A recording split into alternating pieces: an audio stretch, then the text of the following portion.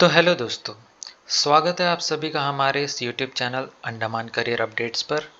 आज की इस वीडियो में हम बात करने वाले हैं full notification about this vacancy notice.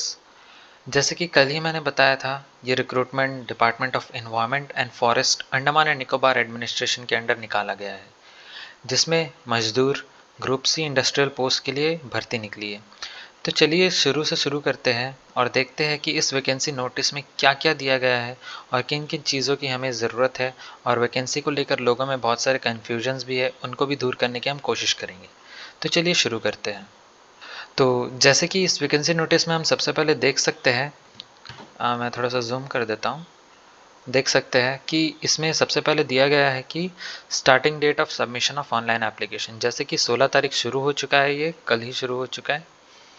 और इसमें क्लोजिंग डेट दिया गया है 29/4 यानी अप्रैल 29/2026 को ये कम्प्लीटली क्लोज हो जाएगा। देन उसके बाद आपका करेक्शन डेट आएगा, पेमेंट डेट भी सेम डेट पे होता है क्लोजिंग डेट के। और देन उसके बाद आपका विंडो करेक्शन डेट भी दिया गया है इसमें 30 तारीख अप्रैल से लेके मई तक 6 तारीख। जैसे कि आप देख सकते हैं कि फिजिकल टेस्ट का जो डेट है वो अभी तक फाइनलाइज नहीं किया गया है। इसमें साफ शब्दों में लिखा गया है कि date shall be published at a later stage, यानी कि बाद में जब आप ऑनलाइन एप्लीकेशंस क्लोज हो जाएंगे तो उसके बाद ही वो उसके हिसाब से ही वो हमें जो है एक फाइनल डेट बताएंगे। देन आपको कोई भी अगर फॉर्म भरने में कोई भी परेशानी हो रही है, जो भी दिक्कत आ रही है, तो यहाँ पे लैंडलाइन नंबर दिया गया है उनका, हेल्पलाइन नंबर, आप उनसे कांटेक्ट करके भी बात कर सकते हैं। तो इसमें दिया गया ये ऑनलाइन एप्लीकेशन है, जो कि यहाँ पे आप देख सकते हैं क्लियरली। पॉज करके आप देख लीजिए इसको कि इसमें क्या कौन कौन से पोस्ट के लिए दिया गया है। मजदूर और group C non ministerial post है। एंड इसी तरह नीचे चलते हैं, हम नीचे चलते हैं और यहाँ पे देखते हैं, थोड़ा सा इसको छोटा कर देते हैं। यहाँ पे देखेंगे तो यहाँ पे आपको देखने को मिलेगा जैसे कि यहाँ पे आपको देखने को मिलेगा, यहाँ पे लिखा है सेकंड नंबर पे डिटेल्स ऑफ वैकेंसीज फॉर मजदूर अंडर साउथ अंडमान डिस्ट्रिक्ट। तो यहाँ पे दिया गया है, आप देख सकते हैं कि डिवीजन जो दिया है, DFO south Andaman, DFO FENPD, DFO silviculture, DCF mill division, DCF working plan, इसी तरह बहुत सारे दिए गए हैं। ठीक है, तो अब इसमें जो है बहुत सारे वैकेंसीज दी गई है, जैसे कि साउथ अंडमान में 69, FENPD में 35। तो इसी तरह काउंट करते हुए टोटल 296 पोस्ट दिया गया है, राइट। देन उसके बाद में जो है इसमें देखिए रिजर्वेशंस भी अलग से दिया गया है क्लियरली। तो इसके नीचे में और एक चीज़ दिया गया है गाइस, यहाँ पे दिया है details of vacancies for group C non ministerial post, जैसे कि इसमें raftman, grader, assistant surveyor, beltman, oiler, timber recorder, tallyman, grinder under mill division Chatham, right. तो इस पे टोटल जो है गाइस, ये है टेक्निकल पोस्ट है गाइस। ठीक है, ये है 50, इसमें टोटल वैकेंसीज है 52 और इसमें है टोटल 296। तो लोगों में एक कन्फ्यूजन है कि ये जो दिया है ये दोनों अलग अलग क्यों दिया गया है गाइस। तो हम लोग इसी के नीचे में नोट लिखा हुआ है एक, ये नोट को हम देख सकते हैं, जैसे कि for this post mention above 1 से लेके 8 तक, ये 1 से लेके 8 तक कैंडिडेट में select for DCF mill division technical post while filling out the online application. तो मैं आपको एक छोटा सा एग्जांपल दे दूंगा यहाँ पे, जैसे कि मैं दूसरा टैब ओपन करने जा रहा हूँ। हाँ, इसमें देखेंगे गाइस, ये जो न्यूज़पेपर कटआउट में आया था उसमें या नीचे में भी वही सेम चीज़ लिखा है, number of vacancies tentative under each category में change subject to actual vacancy at the time of appointment. तो ये जो वैकेंसी है गाइस, इसको हम लोग DCF मिल के अंदर में देखेंगे। मिल, मेरा बोलने का मतलब है कि ये वाला पोस्ट DCF मिल डिवीजन, ये वाला, ये इसके अंदर में आता है गाइस। ठीक है, मिल डिवीजन यहाँ पे अलग से दे दिया गया है। ठीक है, और हम इसी चीज़ को अभी ऑनलाइन पोर्टल में भी देख लेते हैं, जैसे कि ये है, यहाँ पे देख सकते हैं गाइस, जैसे कि ये पोर्टल है। तो इसमें इन्वायरमेंट एंड फॉरेस्ट में जाकर यहाँ पे आप देखेंगे, यहाँ पे आपको बहुत सारा अलग अलग दिखाई देगा। ये फुल टोटल यहाँ से यहाँ तक फुल मजदूर के लिए है, और ये DCF मिल डिवीजन, इसके अंदर में ही ये आपका 8, ये टोटल 8 जो है वैकेंसीज आने वाला है। ठीक है, इसमें अलग से कैटेगराइज नहीं किया गया है, जैसे कि राफ्टमैन हो गया, ग्रेडर हो गया, जो भी है ये अलग से मेंशन इसमें नहीं किया गया है, इसलिए उन्होंने जो है क्लियरली यहाँ पे मेंशन कर दिया है, इस पे भी मेंशन कर दिया है और यहाँ पे भी मेंशन कर दिया है। Number of vacancies is tentative under each category and may change subject to actual vacancy at the time of appointment. सबका एग्ज़ाम सबका सब कुछ सेम होगा, ठीक है, जब लेकिन अपॉइंटमेंट के टाइम पे जो अपना प्रेफरेंस जो दिया रहेगा उसके बेसिस में ही आपका अपॉइंटमेंट होगा, राइट, उसके अंडर में। तो ये वाला जो PDF है इसमें भी वही दिया है, for the post mention above at serial number 1 to 8 candidate में सेलेक्ट फॉर DCF मिल। ठीक है, ये टेक्निकल पोस्ट्स है गाइस, इसमें आपका एक्सपीरियंस भी होगा, शायद ITI के लिए बोला गया है ये। Fill out the online application. ठीक है, जैसे कि यहाँ पे हम देख सकते हैं DCF mill division technical post, इसके अंडर में ही 8 का 8 वैकेंसीज हैं, और बाकी मजदूर का आप देख सकते हैं, ये पूरा मजदूर का है, यहाँ पे दिया गया है। यही कन्फ्यूजन लोगों में बहुत ज़्यादा थी गाइस कि हम लोग इसको भरेंगे कैसे, लाइक इसमें समझने की चीज़ें थोड़ा प्रॉब्लम कर रही थी लोगों को, लेकिन लोगों ने नोट नहीं पढ़ा और उसके अलावा आगे बढ़ते गए तो इसमें कन्फ्यूजन बढ़ गया था गाइस। तो ये था सबसे बड़ा प्रॉब्लम, लोगों का कन्फ्यूजन था जो जानना था लोगों में। तो ये अभी क्लियर हो गया होगा गाइस, अगर क्लियर नहीं हुआ तो गाइस कमेंट सेक्शन में बता दीजिए, मैं ट्राई करूँगा और अच्छी तरीके से समझाने की। और इसमें दिया गया है गाइस रिजर्वेशंस, देख सकते हैं कि जनरल में 111 पोस्ट है मजदूर के लिए, ST में 12 और OBC में 132, EWS के लिए 41। ठीक है, देन आगे हम लोग बढ़ते हैं गाइस, जैसे कि आगे दिया गया है एलिजिबिलिटी कंडीशंस। एलिजिबिलिटी कंडीशंस दिया गया है, इसमें लिखा है all candidate shall be required to apply online. Of course ये ऑनलाइन ही अप्लाई होगा। The department of candidate must also apply online. No objection certificate, no objection certificate जो है आपका वो आपको अपने डिपार्टमेंट से लेना पड़ेगा, जो भी डिपार्टमेंट में आप काम कर रहे हैं वहाँ से आपको प्रोड्यूस करवाना पड़ेगा, देन उसको फिजिकल वेरिफिकेशन के टाइम पे उसको लेकर जाना पड़ेगा। Application must be an Indian citizen of course. Then इसमें एज लिमिट दे दिया गया है गाइस, जैसे कि मेल के लिए 18 से 33 और फीमेल के लिए 18 से लेकर 38। The age will be determined on the basis of date of birth provided on 10th pass certificate. तो गाइज इसमें क्लियर शब्दों में यही कह दिया गया है कि आधार कार्ड कोई अदर डॉक्यूमेंट से आपका डेट ऑफ बर्थ साबित नहीं होगा, जो भी है वो 10th पास सर्टिफिकेट से ही और बर्थ सर्टिफिकेट से ही साबित होगा। No other document will be entertain for the set purpose. ठीक है, इसमें नोट भी दिया है a candidate for the test must have attend the age of 18 years. इस गाइज ये आप क्लियरली पॉज करके पढ़ लीजिए। जैसे कि ये रिजर्वेशन में दिया गया है, ST के लिए दिया गया है 5 ईयर्स का, जैसे कि यहाँ पे दिया है 33 दिया है ना मेल के लिए, तो ये मेल कैंडिडेट्स के लिए 38 ईयर्स तक एक बॉर्डर एज हो जाता है। ठीक है, देन 43 फॉर वुमेन्स, और OBC के लिए 3 साल दिया है, यानी कि 36 बॉर्डर में आ जाता है, और 41 फीमेल्स के लिए। देन यहाँ पे दिया है central government civilian employees who have rendered not less than 3 years regular and continuous service on and closing date of receipt on online application up to 40 years of age, 45 years for ST candidate। ये सब आप देख सकते हैं जी। Meritorious sportsman up to 5 years, 10 years for ST candidate। Okay, तो ये DRM के लिए भी है, आप देख सकते हैं ये DRM वाले और जो स्पोर्ट्समैन वाले हैं ये इनके लिए एक स्पेशल रिजर्वेशन है। देन हम लोग आगे बढ़ते हैं, यहाँ पे देखते हैं educational and other qualification.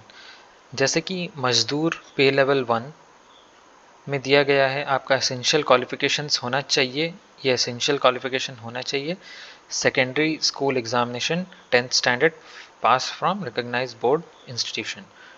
Then second should qualify in the trade test, of course trade test pass होंगे तो ही हम लोग आगे बढ़ेंगे। Then must have a good physique, then desirable है no knowledge of Hindi, knowledge of Hindi के उनको नॉलेज होना चाहिए। देन ड्राफ्टमैन के लिए गाइज यहाँ पे अलग ही एसेंशियल क्वालिफिकेशन पूछा गया है, जैसे कि secondary school examination 10th pass from a recognise board institution, must know swimming and diving, ये आना बहुत ज़रूरी है गाइस, मस्ट नो दिया गया है इसमें, must know diving and swimming, diving oblique swimming oblique diving, okay. Then third दिया should qualify in the trade test, then must have good physics, ये राफ्टमैन के लिए है, नॉलेज ऑफ हिंदी होना चाहिए, डिज़ायरेबल है, ज़रूरी नहीं है। Then grader, assistant sawyer, beltman, oiler, timber recorder, tallyman, grinder, ये तीन के लिए गाइस एसेंशियल क्वालिफिकेशन थोड़ा डिफरेंट है, जैसे कि स्टैंडर्ड ये वाला फर्स्ट वाला दिया है, secondary school examination 10th pass from a recognised board और इंस्टीट्यूशन, और ITI certificate in the concern trade for a recognised industrial training institution, ठीक है। ये दिया गया है, ये तीन इन 1 2 3 4 5 6 7 के लिए, ठीक है। Then should qualify in the trade test, must have a good physics, okay. तो गाइज़ जैसे कि मैंने बोला था, ये मज़दूर का जो पोस्ट है ये आके आपका इसमें अलग से दिया गया है, ये 1 2 3 4 5 6 ये पूरा है दिया गया है गाइस, 1 2 3 4 5 6 7 8 9 10 10, ये 10 के अंदर में ये वाला काम आता है गाइस, मतलब ये वाला ही क्वालिफिकेशंस इसमें दिया है एसेंशियल एंड डिज़ायरेबल का, और राफ्टमैन से लेकर ग्राइंडर तक का आपका मिल डिवीजन के अंदर में आता है, ठीक है। देन उसके बाद हम आगे बढ़ते हैं, process of certification, format of certificate, यहाँ पे क्लियरली दिया candidate who wish to be considered against reserved vacancies और seeking age relaxation must produce their original certificate issued by the competent authority and submit copy of the original certificate duly self attested whenever sought by a department। जैसे कि ST हो गया, OBC, EWS और sportsman के लिए है, status will not be entertain, ठीक है। और उसके बाद candidate application shall be consider, अगर आप लोग जो है कोई भी जो ST, OBC, EWS और स्पोर्ट्समैन वाले हैं वो अगर एक रिकग्नाइज्ड और जो कॉम्पिटेंट अथॉरिटी का जो सर्टिफिकेट होता है वो अगर प्रोड्यूस नहीं करता है तो आपका जो कैंडिडेचर या एप्लीकेशन जो है जनरल कैटेगरी का माना जाएगा।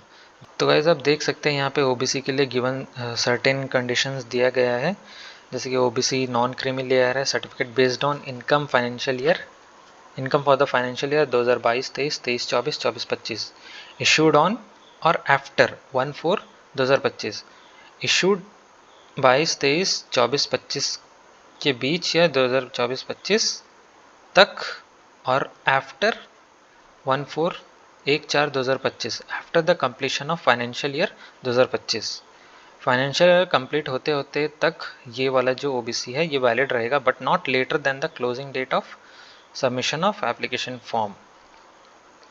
यानी कि मान के चलिए कि आपने यहाँ पे अप्लाई कर दिया, ठीक है, आपके पास OBC है लेकिन बहुत पुराना है, जैसे कि 2021-22 का है, या तो हाँ 21-22 का है, और आपने अप्लाई कर दिया, ठीक है, ये सोच के कि अभी आप OBC बना लेंगे, लेकिन अगर क्लोजिंग डेट के बाद आप ये प्रोसेस करते हैं तो ये इनवैलिड माना जाएगा, और वैलिड इसको माना जाएगा जिनका इशूड इसके बीच में हुआ होगा, ठीक है, ये आप अच्छे से देख लीजिए, but not later the closing date of submission of, ये इसके बीच में 28-29 तक का भी मान लेते हैं, चलिए यहाँ तक में आपका OBC कंप्लीट क्लियर बन गया है। 2022 से 2025 ये एक कैलकुलेशन मान के चलते हैं, ठीक है, इतने के बीच में आपका होना है। Then the candidate will be eligible to get the benefit of EWS reservation only in the case of candidate meets criteria issued by the central government and is in possession of requisite income and asset, जो भी आपका EWS है उसका भी certain conditions दिया है for the financial year 2024-25, issued on और after issued on or after 1/4/2025, after completion of financial year 2025, but not later than the closing date of the submission of application form. जल्दी से जल्दी EWS का जो आपका process जिनका हो चुका है उनको कंप्लीट करवा लीजिए टाइम से। तो गाइस आगे बढ़ते हैं और यहाँ पे देखते हैं सेंटर फॉर फिजिकल टेस्ट जो है उसका गाइस अभी तक कोई इंटीमेशन नहीं दिया गया है। वो जब सबमिशन सबके एप्लीकेशन फॉर्म सबमिशन हो जाएंगे उसके बाद हमें जो है उसका डिटेल जो है लोकल न्यूज़पेपर में दिया जाएगा और department of environment and forest का वेबसाइट में दे दिया जाएगा। And shall be also be alerted through SMS। जो गाइज मेन जो पार्ट था हमारा ये पार्ट तो पूरा कंप्लीट हो गया है और उसके बाद जो है तो गाइज ये फिजिकल टेस्ट जो है 3 लेवल्स में होंगे इसमें दिया गया है। इसमें हमें अंडरटेकिंग देना पड़ेगा कि हम जो है साउंड माइंडेड है, फिजिकली फिट है, मेंटली फिट है, ये सारा जो है एक डिक्लेरेशन देना पड़ेगा हमें। हाँ, देन उसके बाद लेवल 1 टेस्ट में हमारा होगा रनिंग होगा। गाइज इसका जो रूल जो है वो सेट जो है जब हम रनिंग टेस्ट देने जाएंगे तब वो सेट करेंगे वहाँ पे रूल कि कितना देरी का मतलब कितने घंटे में वहाँ पहुँचना है, 10 किलोमीटर कितने घंटे में कंप्लीट करना है, या फिर आप या तो ऐसा भी हो सकता है कि एक सेट में एक बैच में जितने बच्चे भागेंगे यानी कि 50 बच्चे भाग रहे हैं तो उसमें से 15 को सेलेक्ट करेंगे। ये कंडीशन भी रख सकते हैं, कुछ भी कंडीशन रख सकते हैं गाइज। इसमें मतलब क्लियर तो कुछ दिया नहीं है। The number of candidate to be short listed is subjected to change and may be fix before the running test. तो जैसे गाइज यही इसका मतलब हुआ। A particular time shall be fixed after completion of running test such that stipulated number 15 types of vacancy or any other vacancy declared before running test। ये guys अभी fix नहीं है, ये वाला जो कंडीशन है ये फिक्स नहीं है, ये वहाँ पे फिक्स होगा फुल्ली कन्फर्म्ड। तो इसके आगे बढ़ते हैं हम। लेवल 2 में लॉन्ग जंप होगा। जनरल एंड OBC के लिए male candidate general and OBC के लिए 12 फीट होगा मेल कैंडिडेट्स के लिए, और ST के लिए 9 फीट, और फीमेल कैंडिडेट के लिए जनरल एंड OBC के लिए 9 फीट एंड ST के लिए 7 फीट्स। और लेवल 3 टेस्ट में होगा वेट कैरिंग टेस्ट। इसमें आपको गाइस मेल के लिए जो है 30 kg का जो बैग है वेट जो है वो लेकर भागना पड़ेगा 500 मीटर, और 20 kg का वुमेन्स के लिए है 500 मीटर। तो इसमें भी दिया test is mean for final selection of candidate. A particular time shall be fixed after completion of weight carrying test such as stipulated number of exact number of vacancies notified plus 10% of vacancies notified. Candidate cover the stipulated distance 30 kg over distance of 500 meters for male and 20, यही जो मैंने बताया guys यही है। Then merit list shall be prepared for exact number of vacancies notified along with wait list which shall be limit to maximum of 10% of the vacancies notified। सब कुछ दिया है, जो भी आपको इसमें देखना है पॉज करके एक बार देख लीजिए। तो वीडियो बहुत ज़्यादा लंबा हो रहा है तो मैं इसको थोड़ा स्किप कर रहा हूँ क्योंकि जितना डिटेल्ड देना था जो इम्पोर्टेंट था वो मैंने दे दिया है। बाकी तो एक फॉर्मेलिटी होता है तो मैंने उतना उसमें डीप जाने की कोशिश नहीं की। जो इम्पोर्टेंट था मैंने वो डीपली मैंने बता दिया। तो ये सब आप देख के पढ़ सकते हैं। तो इसके अलावा तो और कुछ इसमें उतना इम्पोर्टेंट नहीं है। जैसे कि जो गवर्नमेंट सर्वेंट्स है या DRM है उनको अलग से एक NOCs देना पड़ता है, तो वो तो उनको पता होगा, तो उसको मुझे बताने की ज़रूरत नहीं पड़ेगी। तो बाकी तो कुछ नहीं है गाइज। यहाँ पे नीचे में दिया गया अंडरटेकिंग दिया गया फिजिकल टेस्ट के लिए यहाँ पे अलग से, तो आप ये देख सकते हैं फर्स्ट लेवल 1 का। तो गाइज वीडियो में तो इतना ही था, और अगर कुछ मुझे इसके बारे में रिगार्डिंग कुछ भी पता चलता है तो मैं आपको नोटिफाई कर दूंगा, मैं वीडियो डाल दूंगा। अगर मैंने इसमें कोई भी गलत बताया या कुछ भी जो है मुझसे छूट गया है तो उसको मैं बाद में कवर कर लूँगा, नेक्स्ट वीडियो में कवर कर लूँगा अगर ज़रूरत पड़ी तो। नहीं तो मुझे लग नहीं रहा है कि ऐसा कुछ ज़रूरत पड़ेगा मुझे। तो गाइज़ तो ये वैकेंसी है जो सब लोग बहुत टाइम से इसका इंतज़ार कर रहे थे। तो फाइनली ये वैकेंसी निकल गया है, तो जल्दी से जल्दी अब आप भर सकते हैं, आप भर दीजिए। देन मैं चलता हूँ, अभी वीडियो यहीं पे ख़त्म करता हूँ। तो जितना मुझे बताना चाहिए था मैंने बता दिया गाइस। और अगर आपको कोई डाउट है तो प्लीज़ कमेंट कर दीजिए, सेक्शन है कमेंट का तो वहाँ पे कमेंट कर दीजिए। और भी इंफॉर्मेटिव वीडियोस को देखने के लिए और भी वैकेंसीज़ के बारे में जानने के लिए इसी तरह बने रहने के लिए आप मेरे इस चैनल को सब्सक्राइब कर लीजिए, बेल आइकन हिट कर लीजिए जिससे आपको मेरी वीडियोस सबसे पहले मिल सके।